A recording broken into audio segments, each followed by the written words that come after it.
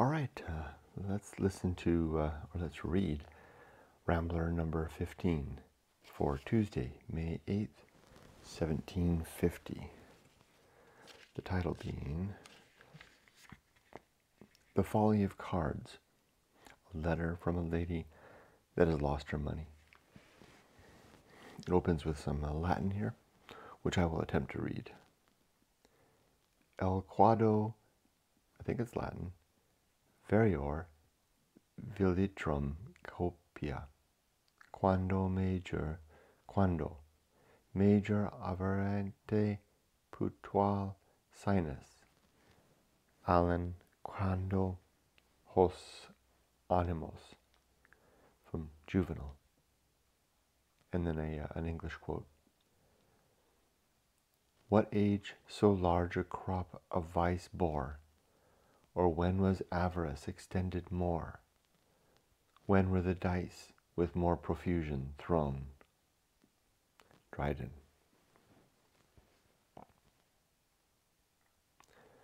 There is no grievance, public or private, of which, since I took upon me the office of a periodical monitor, I have received so many or so earnest complaints, as of the predominance of play, of a fatal passion for cards and dice, which seems to have overturned not only the ambition of excellence, but the desire of pleasure, to have extinguished the flame of the lover, as well as of the patriot, and threatens, in its further progress, to destroy all distinctions, both of rank and sex, to crush all emulation but that of fraud, to corrupt all those classes of our people whose ancestors have, by their virtue, their industry, or their parsimony,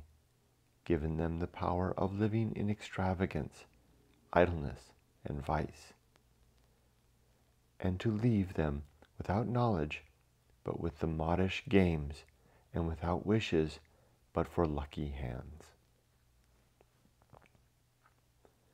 I have found, by long experience, that there are few enterprises so hopeless as contests with the fashion, in which the opponents are not only made confident by their numbers and strong by their union, but are hardened by contempt of their antagonist, whom they always look upon as a wretch of low notions, contracted views, mean conversation, and narrow fortune, who envies the elevations which he cannot reach, who would gladly embitter the happiness which his intelligence or indigence deny him to partake, and who has no other end in his advice than to revenge his own mortification, by hindering those whom their birth and taste have set above him, from the enjoyment of their superiority,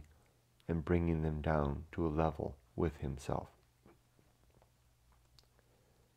Though I have never found myself much affected by this formidable censure, which I have incurred often enough to be acquainted with its full force, yet I shall, in some measure, obviate it on this occasion, by offering very little in my own name, either of argument or entreaty, since those who suffer by this general infatuation may be supposed best able to relate its effects.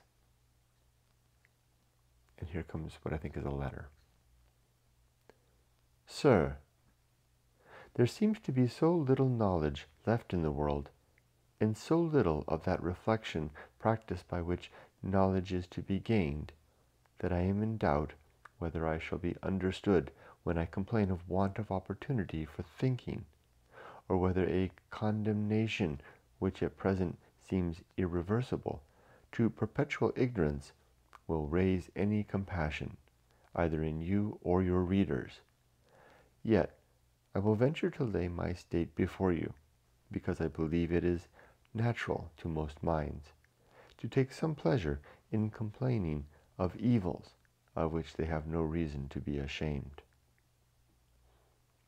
I am the daughter of a man of great fortune, whose diffidence of mankind and perhaps the pleasure of continual accumulation inclined him to reside upon his own estate, and to educate his children in his own house, where I was bred, if not with the most brilliant examples of virtue before my eyes, at least remote enough from any incitements to vice, and wanting neither leisure, nor books, nor the acquaintance of some persons of learning in the neighborhood.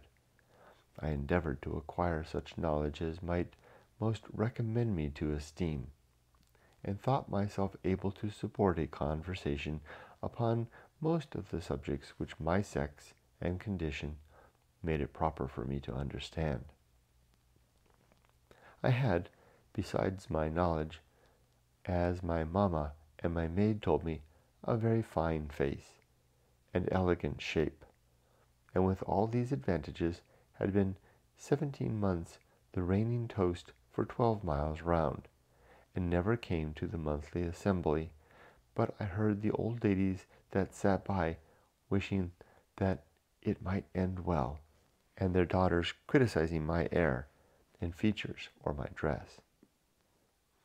You know, Mr. Rambler, that ambition is natural to youth, and curiosity to understanding, and therefore will hear without wonder that I was desirous to extend my victories over those who might give me honor to the conqueror, and that I found in a country life a continual repetition of the same pleasures, which was not sufficient to fill up the mind for the present, or raise any expectations of the future.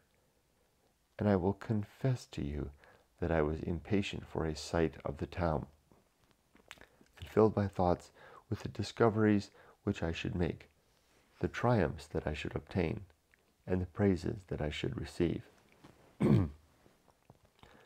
At last the time came. My aunt, whose husband has a seat in Parliament and a place at court, buried her only child, and sent for me to supply the loss. The hope that I should so far insinuate myself into the favor as to obtain a considerable augmentation to my fortune procured me every convenience for my departure with great expedition, that I could not, amidst all my transports, forbear some indignation to see with what readiness the natural guardians of my virtue sold me to a state which they thought more hazardous than it really was, as soon as a new accession of fortune glittering in their eyes. 3 days I was upon the road, and on the 4th morning my heart danced at the sight of London. I was set down at my aunt's, and entered upon the scene of action. I expected now, from the age and experience of my aunt, some prudential lessons, but after the first civilities and first tears were over, was told what a pity it was to have kept so fine a girl so long in the country, for the people who did not begin young seldom dealt their cards handsomely, or played them tolerably. Young persons are commonly inclined to slight the remarks and counsels of their elders. I smiled, perhaps with too much contempt, and was upon the point of telling her that my time had not been passed in such trivial attainments, but I soon found that things are to be estimated not by the importance of their effects, but by the frequency of their use. A few days after, my aunt gave me notice that some company, which she had been 6 weeks in collecting, was to meet that evening, and she expected a finer assembly than had been seen all the winter. She expressed this in the jargon of a gamester, and when I asked an explication of her terms of art, wondered where I had lived. I had already found my aunt so incapable of everything, whether great or little, that I had lost all regard to her opinion, and dressed myself with great expectations of an opportunity to display my charms among rivals whose competition would not dishonor me. The company came in, and after the cursory compliments of salutations, alike easy to the lowest and the highest understanding, what was the result? The cards were broke open, the parties were formed, the whole night passed in a game, upon which the young and old were equally employed. Nor was I able to attract an eye, or gain an ear, but being compelled to play without skill, I perpetually embarrassed my partner, and soon perceived the contempt of the whole table gathering upon me.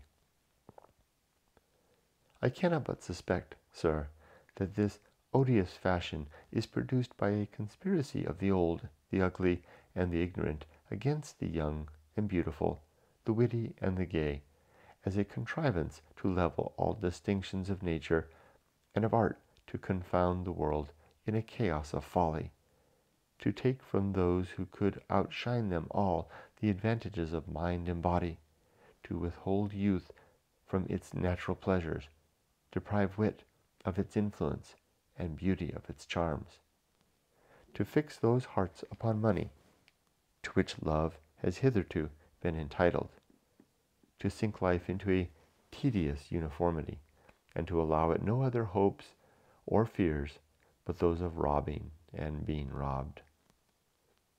Be pleased, sir, to inform those of my sex who have minds capable of nobler sentiments, that if they will unite in vindication of their pleasures and their prerogatives, they may fix a time at which cards shall cease to be in fashion, or be left only to those who have neither beauty to be loved, nor spirit to be feared, neither knowledge to teach, nor modesty to learn, and who, having passed their youth in vice, are justly condemned to spend their age in folly. I am, sir, etc., Cloera. And another letter. Sir, vexation will burst my heart if I do not give it vent. As you publish a paper, I insist upon it that you insert this in your next, as ever you hope for the kindness and encouragement of any woman of taste, spirit, and virtue. I would have it published to the world how deserving wives are used by imperious coxcombs, and henceforth no woman may marry who has not the patience of Grizel. Nay, if even Grizel had been married to a gamester, her tempter would never have held out. A wretch that loses his good humor by and playing along with his money, and will not allow enough from his own extravagancies to support a woman of fashion in the necessary amusements of life. Why does not he employ his wise head to make a figure in Parliament, raise an estate, and get a title? That would be fitter for the master of a family than rattling a noisy dice box, and then he might indulge his wife in a few slight expenses and elegant diversions. What if I was unfortunate at Bragg? Should he not have stayed to see how luck would turn another time? Instead of that, what does he do but picks a quarrel, unbraids me with loss of beauty, abuses my acquaintances, ridicules my play, and insults my understanding. Says, forsooth, that women have not heads enough to play with anything but dolls, and that they should be employed in things proportable to their understanding, kept at home, and mind family affairs. I do stay at home, sir, and all the world knows I am at home every Sunday. I have had 6 routs this winter, and sent out 10 packs of cards and in invitations to private parties. As for management, I am sure he cannot call me extravagant, or say I do not mind my family. The children are out at nurse in villages, as cheap as any 2 little brats can be kept, nor have I ever seen them since, so he has no trouble about them. The servants live at board wages. My own dinners come from the thatched house, and I have never paid a penny for anything I have bought since I was married. As for play, I do think I may indeed indulge in that, now I am my own mistress.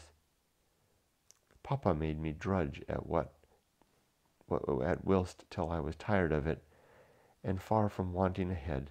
Mr. Hoyle, when he had not given me above 40 lessons, said I was one of his best scholars. I thought then with myself that if once I was at liberty, I would leave play and take to reading romances, things so forbidden at our house and so railed at that it was impossible not to fancy them very charming. Most fortunately, to save me from absolute undutifulness, just as I was married, came dear Bragg into fashion, and ever since it has been the joy of my life, so easy, so cheerful, and careless, so void of thought, and so genteel. Who can help loving it? Yet the pernicious thing has used me very ill of late, and tomorrow I should have changed it for Faro. But oh, this detestable tomorrow, a thing always expected and never found. Within these few hours must I be dragged into the country?